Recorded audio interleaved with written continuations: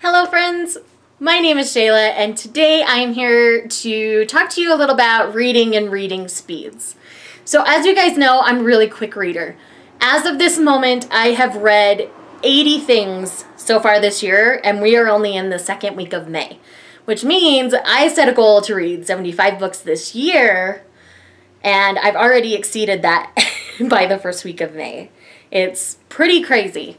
So I wanted to talk to you guys a little bit about reading speeds and how I'm able to read these things so quickly. I have to mention that 12 of these 80 things are manga, and manga go really fast for me, especially ones I'm already familiar with the story. Orange, I took a little more time, and Death Note, there's a lot more text than Fairy Tail, so those ones take me a little bit longer. But all in all, here are my tips for reading a little bit quicker.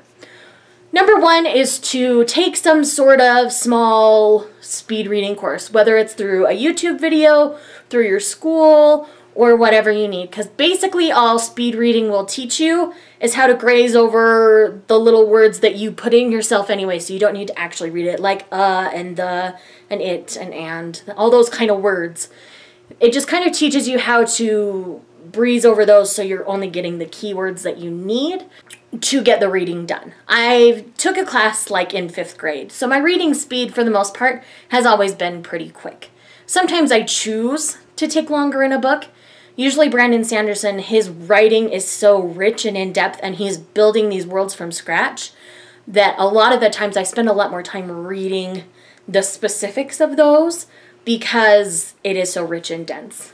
So I guess that leads into my second tip would be, if a book is dense, take your time. You know, and what is dense is different to everybody. So you have to look at what you feel is dense and what's not. Like a lot of my fairy tale retellings, I don't feel like they're super dense. So I just like to go through and get to know the characters and get to know who they are and get to know the world that they're in and their circumstances. You know, clearly those aren't going to be wow, knock your socks off endings because you know how these fairy tales end. But it's one of those things where if you know, just since you know the basic storyline, it's easier to go through. And thirdly would be, don't try to rush a fantasy book.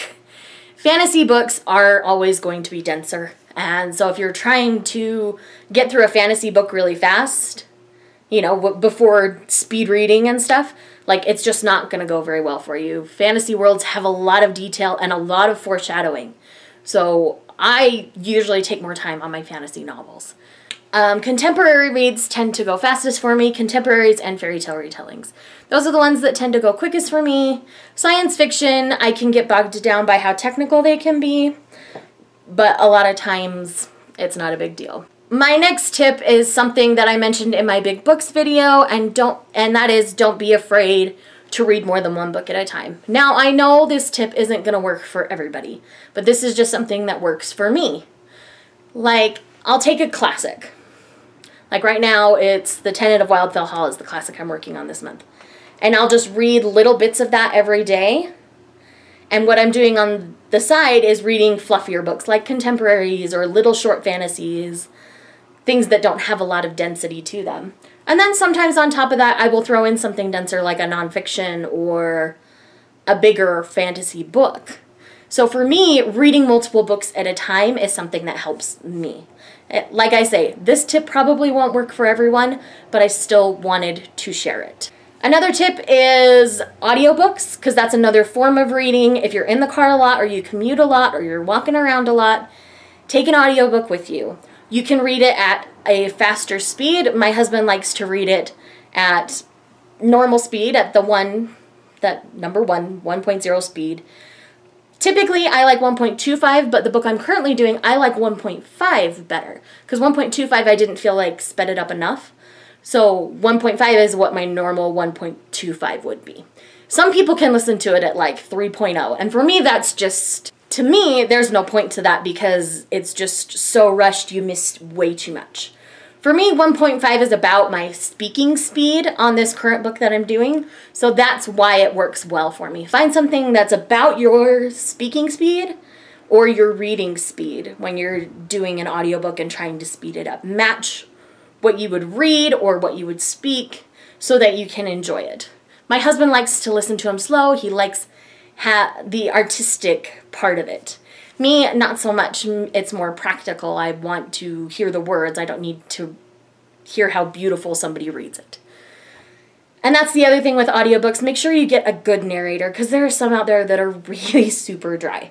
So if you've tried an audiobook and you didn't enjoy it, talk to your people who listen to audiobooks a lot, and they will let you know good readers. Like Jim Dale's a fantastic one. He does the Harry Potter series and several others.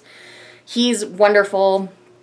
And that's just an example off the top of my head. So when it comes to reading speed, don't feel like you have to match other people. I'm always going to tell you guys that. Take it at your speed and take your time. Just because I can read 80 books in 4.5 months doesn't mean everybody should. Because I retain a lot of that. Like, read as fast as you can retain, I guess, is the bottom line here. And if you want to learn how to retain more, take some speed reading courses. And there might be more tips out there on YouTube specifically on that. Me, I just took what I learned in the 5th grade from my teacher, and I apply it to my life. So that's all I really had for today. This was kind of a ramble. Sorry about that, but I just wanted to get on here and talk about that because that's something I get asked constantly. Me and April Sarah over at her channel, she reads a lot, maybe more than I do sometimes. I'll leave her channel down below. I know she also has a video about reading quick, so I'll try to link that video for you. So anyways, she's my partner for Book Buddy-a-thon, and both of us are basically through our TBRs. I think we each have like 1 book left, and then we want to do A Court of Mist and Fury as well. So that's kind of the plan. She was down all day yesterday. I've read 3 books today.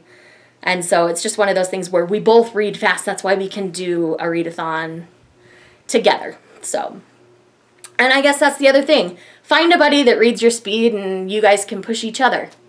So anyways, again, this was a ramble. This is all I have for today. I hope you're having an awesome Monday, and I'll see you next time. Bye.